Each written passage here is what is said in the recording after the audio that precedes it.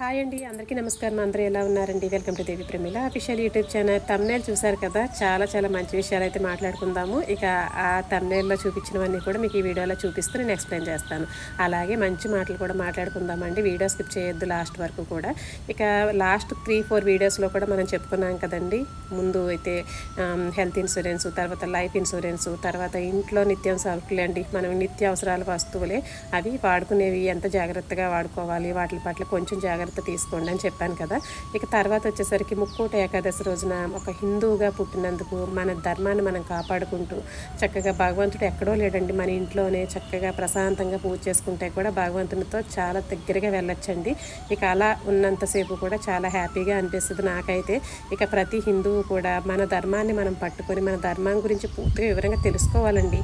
మన ధర్మంలో ఏమున్నాయి, భగవద్గీత, భాగవతం, తర్వాత రామాయణం, ఇవన్నీ కూడా చదవడం కానీ వినడం కానీ వాటి గురించి వివరణ తెలుసుకోవడం కానీ ఇవాళ రేపు ఫోన్లో వచ్చేసినాయండి. ప్రతి ఒక్కటి కూడా ఫోన్లో చెప్తున్నారు. కొంచెం అవి బుర్రకి ఎక్కించుకొని వింటే కనుక పరమతాల వైపు పరిగెట్టుకుంటూ ఉంటామండి. ఎందుకంటే మన మతంలో ఉన్నది ఏంటో అని తెలుసుకోకుండానే పరమతాల వైపు పరిగెడుతున్నాము, అది బాగుంటుందని చెప్పేసి. అసలు అదే పూర్తిగా తెలియదండి, ఇది పూర్తిగా తెలియదు.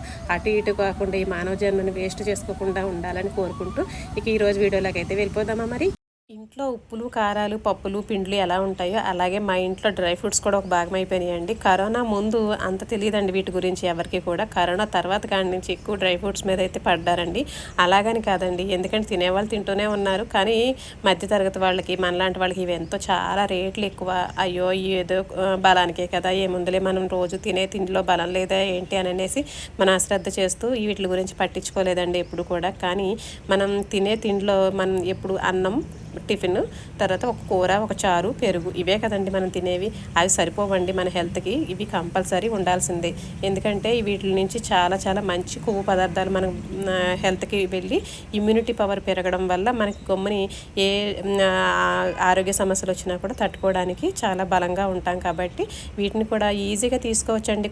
అవి కొన్ని చక్కగా నానబెట్టుకొని పొద్దున్న ఏదైనా ఫ్రూట్ ఉంటే ఆ ఫ్రూట్లో కలిపి జ్యూస్ కొట్టుకొని చక్కగా అందరం తాగొచ్చు. తర్వాత వీటిలో మనం ఎలా తినచ్చు అంటే కొన్ని ఓట్స్ అండి, ఓట్స్ కూడా చక్కగా కొన్ని పాలల్లో ఉడకబెట్టుకొని పైన ఇవన్నీ కూడా మనకి డ్రై ఫ్రూట్స్ అనేవి చక్కగా వేసుకొని కొన్ని ఫ్రూట్స్ కలుపుకొని చక్కగా తినగలిగిన వాళ్ళు అలా కూడా తినచ్చండి. కొంచెం శ్రద్ధ, కొంచెం కొత్త టేస్ట్లకి కొంచెం అలవాటు పడ్డామంటే ఎప్పుడు తినే రొటీన్ టేస్ట్లే కాకుండా ఇలాంటివి కొన్ని తీసుకోవడం వల్ల మనకి హెల్త్కి కూడా చాలా బాగుంటుంది కదా. ఇక తర్వాత ఏంటంటే ఈ ఫ్లాక్ సీడ్స్ అని ఇవన్నీ కూడా కొంచెం దోరగా వేపి పక్కన పెట్టుకుంటే పురుగు పట్టకుండా చాన్నాలు ఉంటాయండి.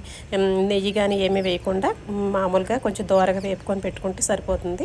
అప్పుడు మనం ఎందులో పైన వేసుకొని తిన్నా కూడా చాలా బాగుంటుందండి. ఫ్రూట్స్లో ఇవే అని కాదండి, చాలా రకాలు ఉన్నాయి. నేనైతే నా బడ్జెట్లో ఇవైతే తెచ్చుకున్నాను. ఇవి అయిపోయిన తర్వాత మళ్ళీ కొన్ని అయితే తెచ్చుకుంటూ ఉంటానండి. ఇవన్నీ కలిపి చక్కగా ఖర్జూరం వేసి కూడా మనం డ్రై ఫ్రూట్స్ లడ్డు అనేది చేసుకొని పిల్లలకి ఒక్కొక్క వండి ఇచ్చినా కూడా కొబ్బరి నువ్వులుండ ఎలాగిస్తామో అలాగే ఇవ్వచ్చు, చాలా మంచిదండి. ఇక ఈరోజు మధ్యాహ్నం సాంబార్ అయితే పెట్టేశానండి లంచ్లోకి. ఇక సాంబార్లో మనకి గుమ్మడికాయ ముక్కలు, బెండకాయ ముక్కలు, వంకాయ వేసుకొని చక్కగా సాంబార్ పొడి వేసుకొని కాస్త బెల్లం ముక్క వేసి కొత్తిమీర వేసి మరగబెడితే ఉంటుందండి సాంబారు. భలే ఉంటుంది కదండి కాంబినేషన్ అయితే. దానికి ఇవాళ ఎగ్ అయితే ఉడకబెట్టేశానండి, దాన్నే కొంచెం ఫ్రై చేసేద్దామని చెప్పేసి కాస్త ఉప్పు, కారం, కొంచెం కరివేపాకు, కొంచెం మీరు ఇష్టపడితే కనుక కొంచెం గరం మసాలా అండి, లేదంటే నేనైతే ధనియాల పొడి అయితే వేస్తాను. ఇక ధనియాల పొడి వేసి చక్కగా ఫ్రై చేసి పెట్టుకున్నామంటే ఆ సాంబారు ఈ రెండు కాంబినేషన్ చాలా బాగుంటాయండి. ట్రై చేసేయండి మీరు కూడా. సాంబార్ చేసిన రోజునైతే 2 పూటలకి మనకి కర్రీ సరిపోతుంది కదండి. ఇంకా మళ్ళీ సాయంత్రం స్నాక్స్ కోసం అయితే మా వారు కట్టి చేపలు తీసుకొచ్చారు. ఇక కట్టి చేపలను అయితే పులుసు పెట్టమని చెప్పారు. కానీ నాకైతే ఆ పులుసు పెడతాను కానీ నానబెట్టాను కానీ టైం అస్సలు కుదరలేదండి. స్టిచ్చింగ్ చేస్తూ ఉంటాను కదా, ఇంట్లో పనులు ఇవన్నీ చేసుకోవాలంటే వీడియోలు ఎడిటింగ్లు చాలా టైం పడుతుంది. సరేలే అని చెప్పేసి ఇక ఇందులో అయితే కాస్త కార్న్ఫ్లోర్, కొంచెం చెప్పాను కదండి మీకు లాస్ట్ వీడియోలో నేను చికెన్ పకోడీ వేసానని చెప్పేసి. ఆ చికెన్ పకోడీలో కూడా అంతేనండి, ఇలా చక్కగా అన్నీ మ్యాగ్నెట్ చేసుకొని కార్న్ఫ్లోర్తో పాటు కొంచెం నేను గోధుమ పిండి అనేది వేసానండి. భలే ఉన్నాయి టేస్టీగా. ఇక అదే ఫాలో అయిపోతున్నాను, మా వాళ్ళకి కూడా బాగా నచ్చింది. సరే అని చెప్పేసి ఇక వాటిపైన కొంచెం కార్న్ఫ్లోర్, కొంచెం మైదా వేసేసి పైన ఆ మసాలా అనేది ఓడకుండా ఉండడానికి లైట్గా ఎక్కువ ఏమి వేయకూడదండి. తర్వాత వాటిని అయితే ఇలా కొంచెం ఆయిల్ వేసేసి ఇక పెనంలో అటు ఇటు ఫ్రై చేశానండి.